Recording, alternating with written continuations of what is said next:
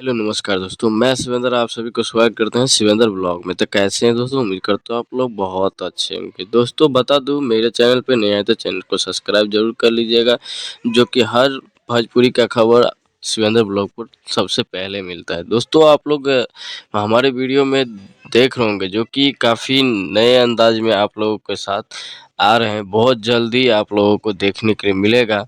1 से 2 दिन में एक नए बेहतरीन सॉन्ग शूट हुआ है, जो कि काफ़ी बड़े लेवल का है, काफ़ी मेगा बजट का वीडियो फॉर्मेट में है, जो कि बहुत जल्द ही आप लोगों को पोस्टर देखने के लिए मिलेगा।